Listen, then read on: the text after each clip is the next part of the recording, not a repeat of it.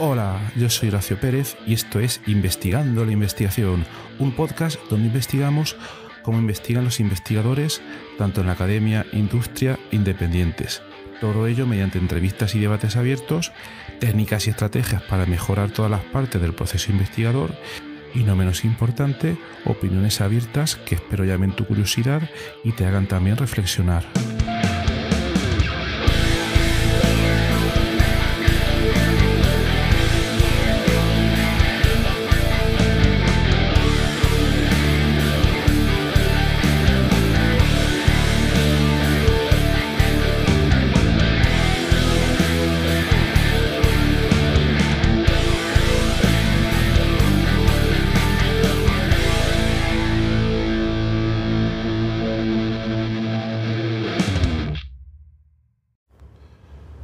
Hola, hoy empiezo este episodio dando las buenas noches. ¿Por qué las buenas noches? Porque ahora mismo este episodio lo estoy grabando en Murcia en algún momento de la mañana y del 22 de marzo de 2023 y cuando luego veo las estadísticas veo también que hay gente que escucha estos episodios pues en Estados Unidos, algunas veces en la costa oeste, entonces es posible que allí sea ahora mismo buenas noches y todas estas cosas. Entonces un saludo a todos. Bien, pues el episodio de hoy vamos a seguir hablando en la serie de uso de herramientas de inteligencia artificial en nuestros proyectos de investigación. Este es el cuarto episodio. Así que si es la primera vez que lo escuchas, no te toca otra que escuchar los tres anteriores o al menos el primero de la serie, que no me acuerdo de memoria el número, no quiero decir un número al azar para no equivocarme, pero sería 230 y algo, ¿vale? Y bueno, y si no, pues, y los que hayáis escuchado la serie anterior, pues vamos a seguir con el tema. Bien, entonces, hoy vamos a hablar en este episodio de cómo utilizar las herramientas de inteligencia artificial para que en tus procesos de investigación te sirvan para actuar de referee de tus artículos y también para sugerirte a qué revista enviarlos. Todo con su letra pequeña y asteriscos, etcétera. Y ojo que hay muchos asteriscos. Pero bueno, yo creo que las ventajas superan aquí de mucho a los inconvenientes. Entonces vamos a hablar hoy sobre ello. No me voy a centrar en una herramienta específica por el siguiente motivo. Lo que voy a contar hoy, ya lo he probado varias veces, se va a poder aplicar. Voy a comentarlo con ChatGPT, que es con la herramienta que yo he comentado, pero esta casuística yo creo que en los próximos meses la podréis probar con múltiples herramientas diferentes y a partir de ahí podréis sacar vuestras propias conclusiones sobre cuál funciona mejor, cuál funciona peor, etcétera, etcétera. ¿De acuerdo? Bien, entonces antes de empezar, dos incisos. Primer inciso. Sigo advirtiendo que tengáis cuidado con la inteligencia artificial, porque a pesar del nombre de inteligencia artificial es Machine Learning, aprendizaje automático, aprendizaje máquina, y a mí tampoco me parecen términos apropiados. Yo lo llamaría computación y ya está, y no nos metamos en terrenos de barro, ¿vale? Eso por una parte. Segundo, la inteligencia artificial no funciona tan bien como parece a pesar de todos estos avances tan impresionantes. Os voy a poner un ejemplo muy claro para que os deis cuenta de ello. Fijaos un poco más en detalle cuando estéis escuchando este podcast. ¿Verdad que escucháis un ruido de fondo? ¿A que sí? Mira, voy a dejar un poco de silencio a ver si se escucha. ¿Vale? Seguro que habéis escuchado un ruido de fondo, ¿verdad? Bueno, pues los que lleváis un rato escuchando el podcast, ya sabéis que a veces grabo los episodios en el coche mientras conduzco. En condiciones de seguridad, ya sabéis que sí. Y luego pues le paso un filtro de ruido para quitar todos los ruidos y diversas otras herramientas. Por ejemplo, una herramienta que se llama Auphonic.com, que utiliza técnicas de inteligencia artificial, etcétera, etcétera, para limpiar el ruido. Pero si os fijáis, aquí sigue habiendo ruido. Que sí, que en el coche hay mucho ruido, que el motor, todo lo que tú quieras. Pero si el Machine Learning o la inteligencia artificial tiene tantas promesas, un caso muy fácil de ver, en este caso de oír, es la eliminación de ruido de las grabaciones. Y esto es un tema de investigación que lleva muchos años, más de 20 o 30 años, y que de momento no está resuelto, ¿vale? Así que ojo, porque la inteligencia artificial lo que nos muestra es dónde funciona, entre comillas, pero también tenemos que fijarnos en dónde no funciona. Y bueno, yo espero que en los próximos años pues esto vaya mejorando también un poco. Ese ha sido el primer inciso. Segundo inciso. Bien, esta semana hay una serie de cambios brutales en tecnologías, en avances en el campo de la inteligencia artificial. Me voy a centrar en dos de ellos, ¿vale? Veréis, herramientas como ChatGPT surgen en noviembre de 2022. En algún momento, no me sé la fecha de memoria, pero en enero de 2023 creo que Microsoft hace un partnership con OpenAI para incorporar ChatGPT o el modelo GPT-3 a su buscador Bing, ¿de acuerdo? Y entonces, bueno, con el objetivo de recuperar la pérdida de parte del mercado de buscadores que habían perdido en los últimos 20 años, etcétera, y parece que, bueno, se va incrementando el número de usuarios que empieza a utilizar ChatGPT, etcétera, etcétera. Entonces, ¿qué es lo que se veía venir? Lo que se veía venir es que, ostras, Google está muy callado, no está diciendo nada, algo estará haciendo por ahí, ¿no?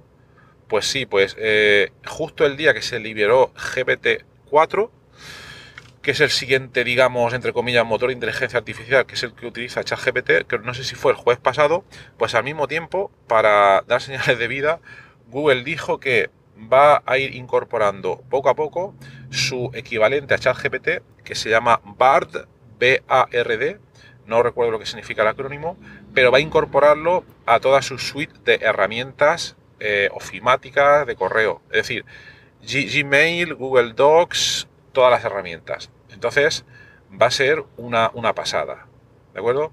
Y claro, ¿qué ha pasado a los pocos días? Que Microsoft ha dicho, a ver, ¿qué pasa aquí? Pues nosotros vamos a incorporar el motor de ChatGPT a toda la suite de Microsoft Office. Y entonces hay por ahí ya vídeos donde lo podéis ver. Entonces ya vas a tener en Microsoft Word, Excel, todas estas herramientas, vas a tener pues interacción directa con una versión, digamos, de ChatGPT, donde le vas a decir, escríbeme esto, y ya te lo escribe y demás. Los que tengáis unos pocos años, no sé si os acordáis de Microsoft Word 97, que tenía una herramienta infame para algunos, que se llamaba Clippy, que era un clip que te hacía sugerencias y cosas y tal, y en aquellos tiempos no podíamos hablar ni de lejos con lo que tenemos ahora, ¿no? Pero hacía sus pequeños intentos, pues a día de hoy, acordaos de ese Clippy, y se supone que vamos a tener algo parecido, pero muy mejorado, ¿no? Vale, pues todo esto era por situar un poco el contexto de lo que se viene encima, que va a ser la democratización del uso de herramientas de inteligencia artificial de este tipo. Entonces, en conclusión, es que vais a tener ChatGPT en la sopa. Bueno, cuando digo ChatGPT es para que os hagáis una idea, pero parece que a partir de ahora cada empresa va a tener su propia herramienta de inteligencia artificial integrada en su propio software. Entonces, la conclusión práctica de todo esto es que tenemos que aprender a utilizar estas herramientas, no una herramienta específica, sino las capacidades generales que tienen todas ellas para utilizarlas y aprovecharlas en nuestros proyectos o procesos de investigación. Bueno, y tras estos 2 o 3 incisos un poco largos, pero que los tenía que hacer, vamos ya al episodio de hoy. Bien, que es una aplicación voy a centrarme en ChatGPT, pero como os digo, dentro de semanas o meses lo podéis hacer con cualquier otra herramienta para sugerirnos mejoras de un artículo que hayamos escrito y a qué revista podemos enviarlo. Bien, muchos de vosotros ya os estaréis imaginando más o menos cómo hacerlo, ¿no? Pero tendréis una duda al mismo tiempo. Si os estoy leyendo las mentes, estaréis pensando, vale, pues simplemente le digo a ChatGPT, sugiéreme una revista para enviar este artículo y le adjunto el artículo, o hazme una revisión, un peer review de mi paper para que me diga los puntos de mejora, etcétera, etcétera. Seguro que en teoría ese es el principio, ¿vale? Pero claro, a día de hoy, marzo de 2023, tenemos una limitación, que es que todavía, y esto imagino que cambiará, todavía no podemos subir digamos, el documento Word completo de nuestro artículo, todavía no podemos subirlo a ChatGPT, ¿no? Pero otro dirá, bueno, no pasa nada, me cojo, copio todo el texto y lo pego. Pero bueno, los que lo hayáis intentado, ya os daréis cuenta de que ChatGPT tiene un límite de proceso. Y ese proceso, y ese límite de proceso, en la versión más mejorada de... sabéis que ChatGPT lleva detrás varios motores de inteligencia artificial. El más reciente, GPT-4, tiene un límite, por lo que yo he probado y leído, de 4096 caracteres, lo cual, a grosso modo y en una gran aproximación, equivaldría a una página de tu manuscrito, una página de texto completo. Entonces, vamos a centrarnos en la práctica. ¿Cómo haríamos? Primero, ya sabéis que cuando enviamos un artículo a una revista, al rato, después de cierto tiempo, nos viene un informe de los revisores donde nos dicen todas las cosas malas y buenas que han visto y se lo aceptan o lo rechazan, ¿no? Pero, como he comentado en otros episodios del podcast anteriormente, a veces también puede ser una buena idea, si tenemos colaboradores en los que podemos enviar, y también a nuestro propio grupo de investigación, a los miembros, enviarles el paper para que nos den una revisión previa de todas aquellas cosas que ven mejorables, donde ven problemas, donde ven lagunas que se puedan y se deban mejorar, ¿de acuerdo? Pero muchas veces es difícil encontrar gente que quiera dedicar su tiempo a estas cosas, ¿no? Y entonces a veces evitamos estos procesos y enviamos directamente el artículo a la revista. ¿Y qué es lo que pasa? Que a lo mejor nos viene la revisión a los 3 meses, nos lo rechazan y nos dicen todos los problemas que han encontrado. ¿No sería mejor que todos esos problemas los supiéramos de antemano para trabajar sobre ellos? Pues esta es la primera sugerencia del episodio de hoy. Es utilizar ChatGPT para que haga como revisor. ¿Cómo lo podemos hacer en la práctica? Pues primero, a día de hoy, y ya te digo, esto es muy posible que cambie en los próximos meses, tenemos que pasarle toda la información de nuestro paper. La manera más práctica de hacerlo es la siguiente. Es un poco trabajosa, pero de momento no hay otra. La manera sería, tenemos nuestro manuscrito terminado o la versión más avanzada y abrimos un nuevo documento limpio. Y lo que hacemos es, seleccionamos todo el texto de una página. Obviamente tiene que ser el texto, no podemos ese texto y lo copiamos. No nos valen las figuras, no nos valen las ecuaciones, únicamente texto. Y ese texto nos vamos a ChatGPT y le decimos, hazme un resumen conciso de 3 líneas de este texto. Abrimos comillas y pegamos ese texto. Cerramos comillas, le damos a Enter. Si tenemos la suerte de poder utilizar dentro de ChatGPT el motor GPT-4, esa sería la mejor opción, porque es el que mejores resultados da. Pero si no la tenéis y tenéis la versión gratis, porque para poder utilizar el GPT-4 hay que pagar, pues nada, adelante. Entonces, después de hacer esto, tendríais un resumen de 3 o 4 líneas de esa página. Cogéis ese resumen y lo pegáis en el nuevo documento en blanco. Y repetís el mismo proceso para todo el manuscrito entero. ¿Que es un poco trabajoso? Sí, es lo que hay ahora mismo, ¿vale? Bien, entonces vamos a suponer que ya tenéis el resumen de vuestro manuscrito y que puede resumirse quizás en un documento de 3 páginas, por ejemplo, ¿vale? Entonces, ahí os faltaría poner los epígrafes a grandes rasgos de las secciones. Esto corresponde a la sección de introducción, esto a la parte de métodos, resultado, discusión, etc. Y una vez tenéis eso, vamos a suponer que tenéis 3 páginas, lo tenéis que volver a condensar otra vez. Sí, lo siento, es un poco rollo, pero ahora esas 3 páginas tenéis que hacer otro proceso de condensación, de resumen, de sumarización, para llegar a una página, ¿vale? Y cuando ya tenéis esa página, ya entonces os vais otra vez a la ChatGPT y le decís,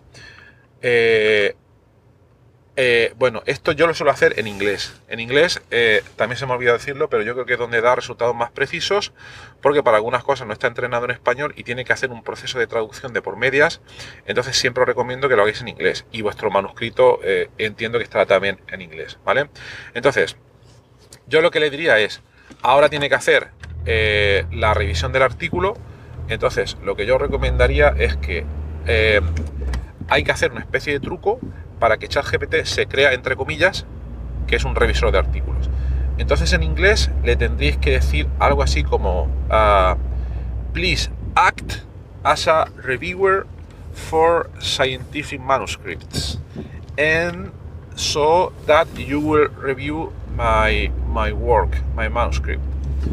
O le podéis decir, por favor, actúa como si fueras un revisor de artículos científicos para una revista que recibe artículos para revisar. Algo así, pero la palabra clave es actuar, ese act que estamos comentando ahí. Entonces, le decís eso y entonces os soltará un mensaje tipo, vale, ahora soy un revisor de artículos, bla, bla, bla, bla. Bien, y luego en el siguiente paso lo que hacéis es decirle, mira, pues ahora, por favor, revísame este artículo, revísame el resumen de este artículo, cuyo resumen te voy a pegar aquí ahora mismo. Y se lo pegáis. Y entonces a partir de ahí, pues él intentará hacer, ella o ello, intentará hacer lo mejor posible esa revisión del artículo y lo hará con el formato típico de una revista. Y ya lo tendréis, ¿vale? ¿Se ha terminado el proceso? No. Mucho cuidado, mucho cuidado. Cosas que hay que tener aquí en cuenta. Primero, yo os recomendaría que una vez tenéis ese resumen, esa evaluación de vuestro artículo, que repitéis el proceso tres veces. ¿Por qué? Porque cada vez que repetís el proceso, no me voy a extender en los detalles técnicos, pero ChatGPT cambia ciertos parámetros, ciertas cosas, y es posible que dé 2 o 3 evaluaciones distintas. Yo haría eso. ¿Por qué? Primero, al tener 3 evaluaciones distintas, es muy parecido a lo que es una revista. Y entonces podéis poner en común qué puntos tienen esas 3 revisiones, ¿vale? Porque, como he mencionado anteriormente, con este tipo de herramientas hay que tener a veces mucho cuidado porque realizan un proceso que se llama alucinación. Sí, no me estoy refiriendo a personas que estén bajo la influencia de las drogas, etcétera, etcétera, sino que por la manera que tienen de funcionar, no me voy a meter en los detalles, a veces, aunque no tengan la respuesta a cierta pregunta o petición, intentan dar una respuesta como sea. Y a veces inventan datos, etcétera, etcétera. Entonces tenéis que esperar siempre que este proceso va a suceder. Y que tenéis que tener cuidado porque va a cometer errores y tenéis que estar preparados para cazar esos errores. Una manera de cazar esos errores o cosas sin sentido o alucinaciones es, uno, mediante un consenso de estos 3 revisiones. Esa sería una. 2, también tenéis que leerlo vosotros, ¿vale? Y ver qué cosas tienen sentido y qué cosas no tienen sentido. Y entonces yo creo que la mitad de las cosas que os vaya a decir va a ser un feedback muy útil que podéis utilizar luego para mejorar vuestro paper. Entonces, ojo y tenerlo en cuenta. ¿De acuerdo? Siempre que pase por vuestro filtro de sentido, etcétera, etcétera. ¿De acuerdo? Bien, ¿qué cosas más podéis hacer? Obviamente pasar este feedback a vuestros colaboradores o a vuestro grupo para que lo miren con detalle y que decidan a partir de ese feedback qué cosas van a hacer o no en el artículo para mejorarlo de cara a enviarlo a la revista, ¿vale? Bien, ¿qué más se puede hacer? Otra cosa que se puede hacer es, bien, ya tenéis esas 3 evaluaciones que ha hecho ChatGPT. Otra cosa que podéis hacer es decirle, depende de la extensión que os haya dado, pero si por ejemplo tenéis una media página de cada evaluación, podéis decirle que os resuma cada una de esas evaluaciones, poner y entonces coger esas 3 evaluaciones y decirle a ChatGPT que te resuma esas 3 evaluaciones en solo una y que además explique por qué ha razonado cada uno de esos puntos, porque a veces no te lo dice. Imagínate que te dice, bien, creo que el paper adolece de innovación inventiva o que la parte de métodos es insuficiente. Entonces le decís, explícame por qué. Que también lo podéis hacer cuando hagáis la sugerencia de evaluación. Decirle, bien, evalúame el resumen de este manuscrito explicándome cada uno de los problemas que encuentras y te lo explica. ¿De acuerdo? Y entonces, con todo esto yo os recomiendo que lo vayáis practicando. No va a salir a la primera, son muchas cosas, pero con todas estas cosas ya tendríais una serie de ideas considerables de mejora para vuestro paper. Suele funcionar relativamente bien. Obviamente fijándose en las partes concernientes al lenguaje escrito. Claro, de momento no puede procesar ni figuras, ni fórmulas matemáticas, ni tablas. Entonces esa información, si ahí tenéis cosas de mejora, pues no las va a ver, entre comillas, ¿de acuerdo?